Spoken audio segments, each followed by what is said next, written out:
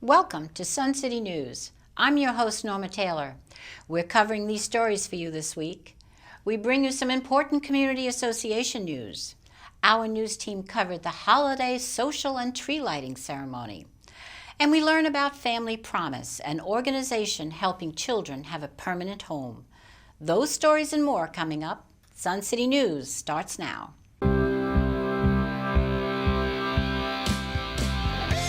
From our studios in Pinckney Hall, this is Sun City News with Norma Taylor. Entertainment news with Randy Selman. Sports with Doug Wright. And the entire Sun City News team covering your community and the South Carolina Low Country.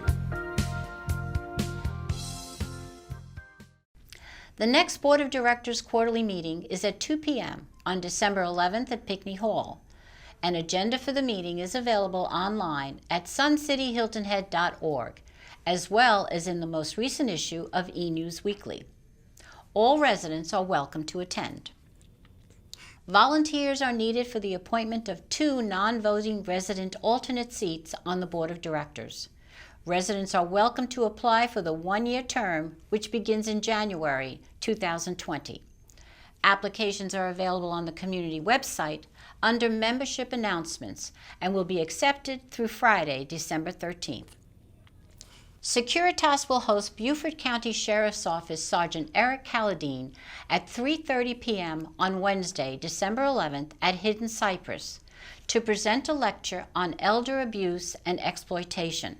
Sergeant Calladine will discuss trends and scams used to defraud victims of money, their identity, and financial peace.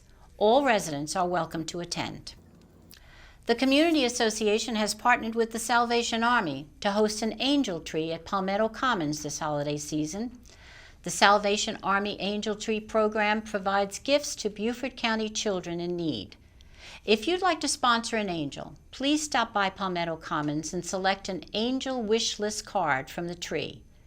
Now, gifts must be dropped off in Palmetto Commons by 5 p.m. on Friday, December 13th. So please consider supporting an angel this holiday season.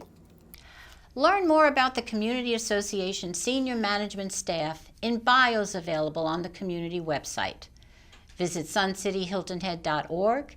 Click the About Us link at the top of the page, click Learn More in the About Us section, and then click here to meet the Community Association staff. For more information about these events and other community activities, check your email inbox for E-News Weekly or log on to suncityhiltonhead.org. Residents in the Community Association kicked off the holiday celebrations with the annual tree lighting and other festivities. Reporters Georgia Lash and Joanne Hines were there. If you look around Sun City, you can see 'tis the season. I'm Georgia Lash. And I'm Joanne Hines, and we're here at the Sun City Holiday Social and Tree Lighting. Joanne, let's get the sleigh on the way and check out the holiday happenings. So, Lindsay, tell us, what was the creative force behind today's holiday social? It took a great team with some great ideas that we narrowed down to create tonight's festivities between lifestyles, communications, and other departments. Now, Lindsay, I've heard of the ugly sweater. Now, what will it take to get the most atrocious one tonight? Just some time, effort, and creativity will help you win tonight. Thank you, Lindsay. Enjoy the night. Thanks, you too. I'm here with Jane Parrish. Jane, we're on the runway of atrocious sweaters, and you've gone beyond sweater. Well, thank you. Now, who are you wearing? This is by Junkyard Tacky, and if I could share the back. I'm with Sheila Beaumier, and on the runway here of our atrocious sweater contest. Sheila, who are you wearing? I am wearing eau de tablecloth, of course. And your inspiration? I'm a tree hugger. Now, this is supposed to be an atrocious contest, so how atrocious do you think you are on a scale of 1 to 10? Oh, I'm an 11 and a half. Here with me is Gio Villejas, and Gio, we're on the runway now. We're on the runway, absolutely. Who are you wearing? I have no idea. But if you can believe this, I was accused of having no Christmas spirit when I came to work this morning. So I said, I have no Christmas spirit. Wait a minute. I got in my car, ran to Walmart, and then I got back my ensemble, and now I have Christmas spirit. Oh, so it's really, you're wearing Walmart. Yes, ma'am. I'm wearing Walmart today. Okay. 3, 2, 1.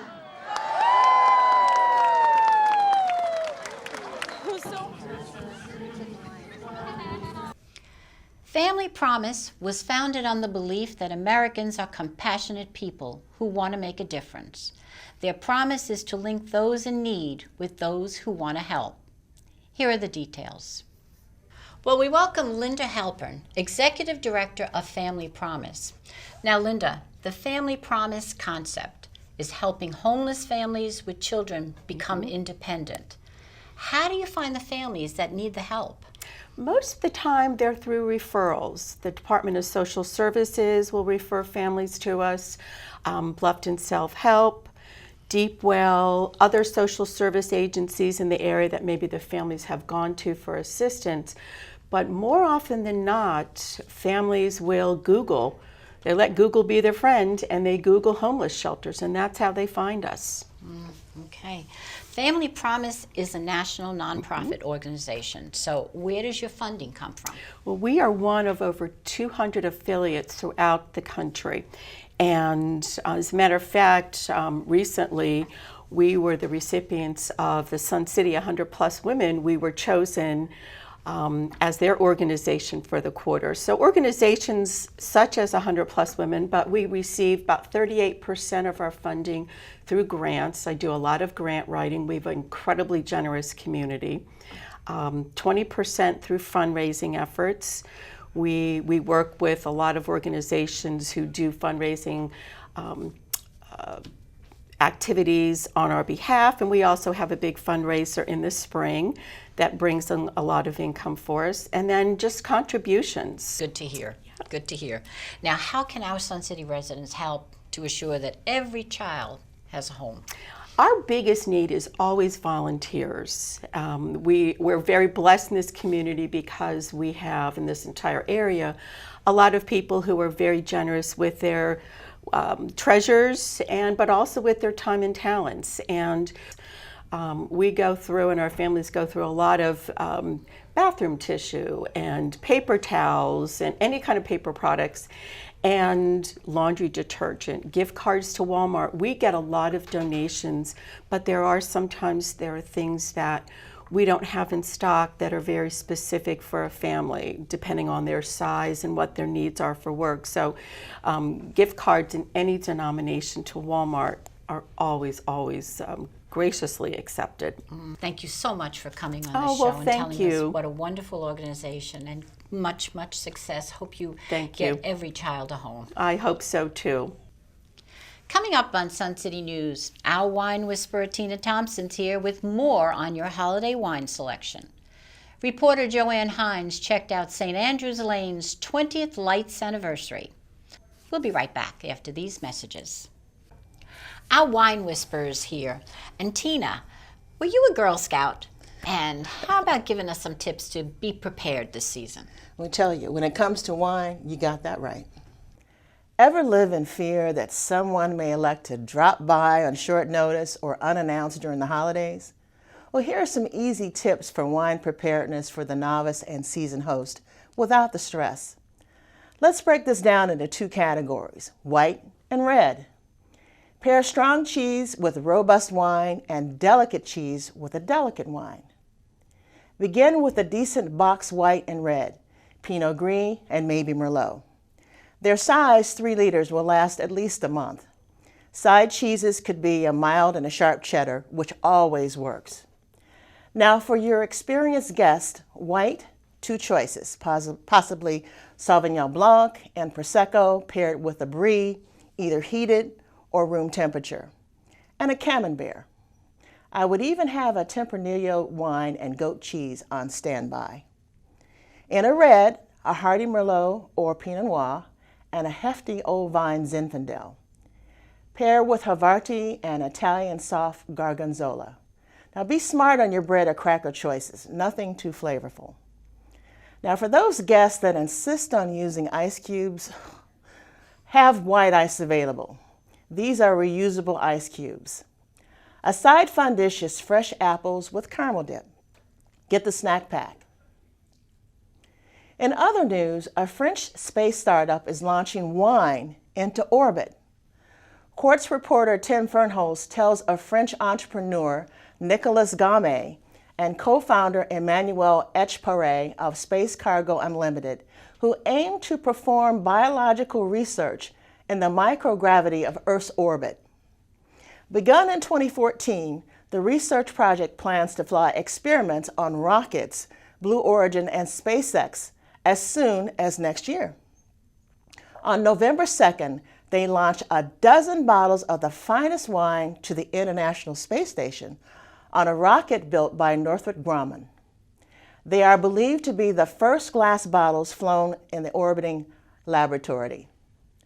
Both the Earth and the ISS wine samples will remain sealed, kept at a constant temperature of around 64 degrees, undisturbed, to let the interior complex biological environment of the bottles do their work. They successfully docked with the ISS on Monday morning.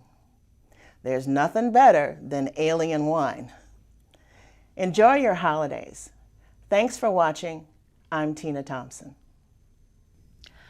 Our reporter Joanne Hines caught up with some special residents about a milestone happening this holiday season. Thank you, Norma. I'm here with some of the original residents of Lake Somerset, St. Andrews Lane residents. Now, they're celebrating their 20th anniversary. What does it mean to see this tradition of 20 years of lights continue year after year?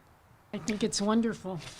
We are so blessed to have this every Christmas, and I think we bless everybody in Sun City, so it's a blessing to all of us. Yes, it's nice that there are only 4 of us that are original, and all the other houses have sold, some of them many times, and the residents that move in have participated, so it's great.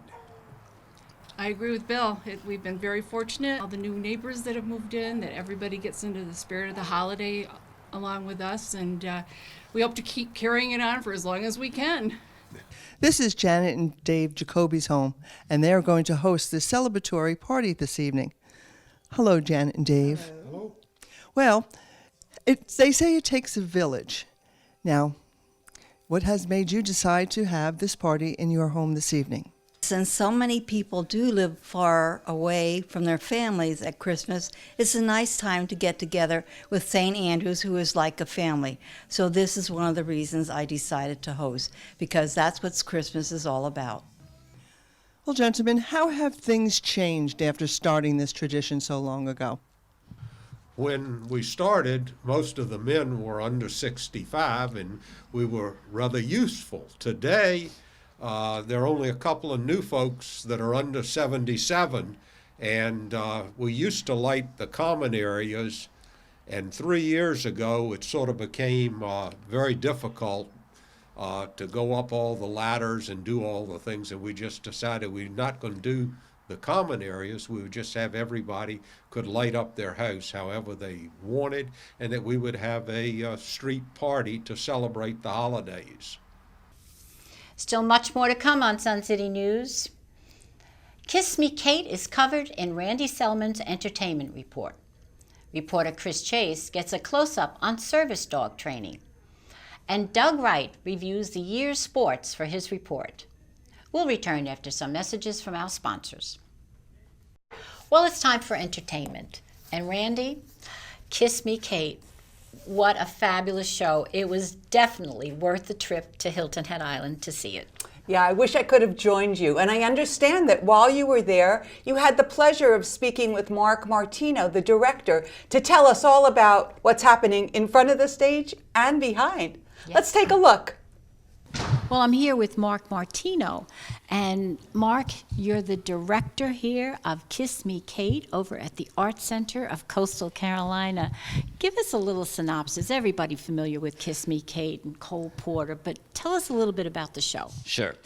Kiss Me Kate is the first musical to have won the Tony Award. I know. It's exciting. And it is a musical retelling of The Taming of the Shrew. What happens is a troupe of traveling players in 1948 have created a musical called Kiss Me, Kate, which is the musical version of Taming of the Shrew.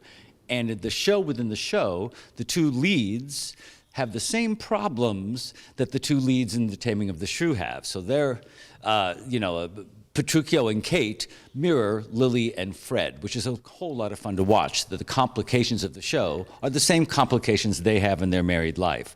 And the show goes off the rails because Kate gets very mad at Petruchio, but it's actually Lily getting very mad at Fred. So it's fun to watch them try and save face and keep the play alive. Along the way, they sing this beautiful Cole Porter music. I mean, there's nothing more exciting in the theater than a Cole Porter score, and this was the first one he really wrote to integrate music and lyrics and story all together. Okay, and my favorite is Too Darn Hot. And that's the one you're going to remember. I mean, there are, obviously, Cole Porter does not never wrote a bad song. He didn't. But Too Darn Hot really gets you moving, doesn't it? Yeah, it's an exciting part of the show. At the top of Act 2, what happens is we are literally at intermission. The audience enters the show, the Arts Center audience enters the show, and we're doing it in real time. You see the end of Act 1, they go to intermission, but then when the audience comes back from their intermission, the cast of the play is at their intermission, outside the theater, in Baltimore, in the summertime, and it's so hot that they have to dance this very sexy, very percussive, very hot tap number, which was what happens when performers gather outside of the stage door. Kiss Me, Kate runs through Sunday, December 29th.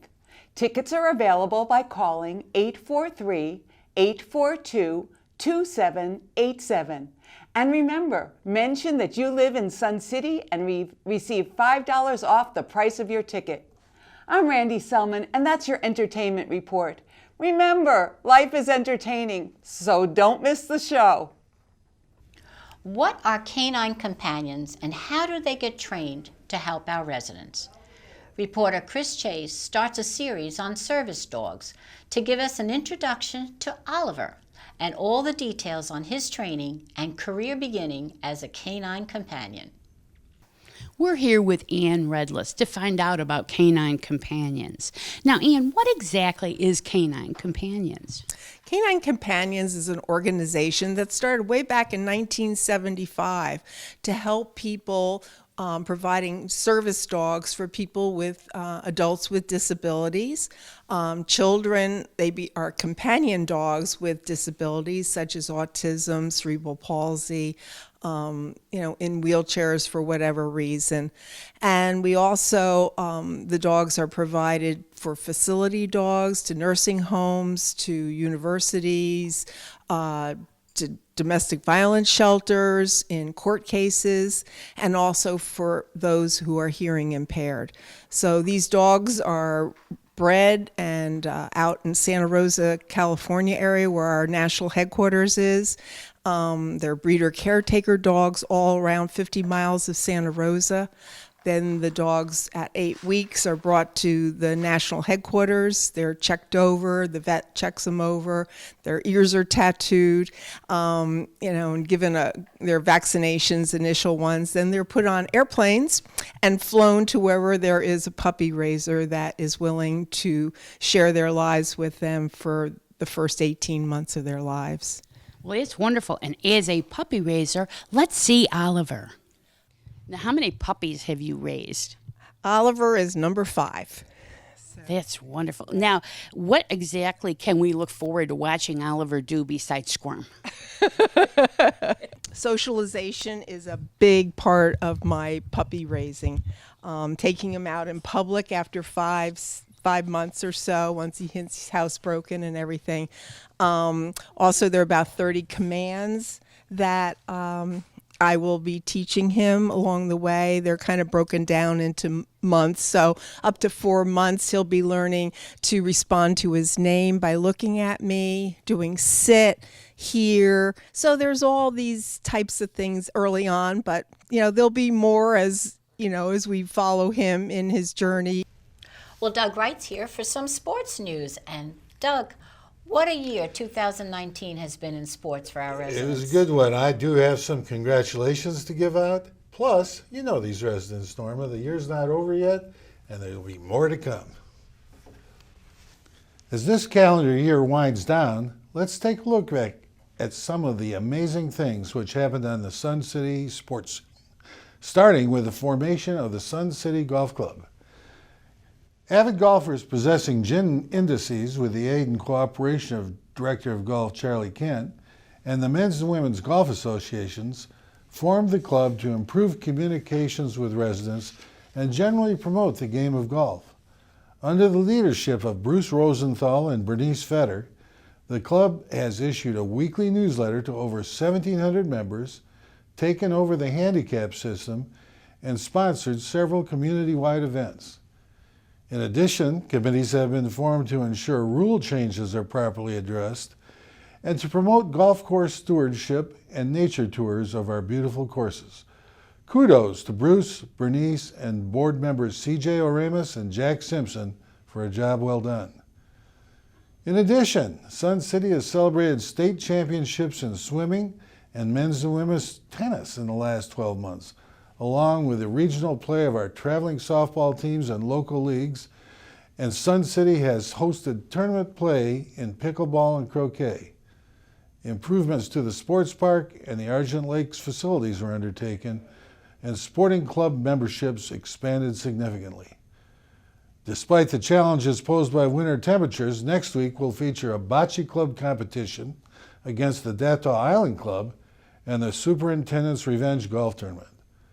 As you can see, there are amazing opportunities here in Sun City to be a part of a team or to compete as an individual in the activity of your choice.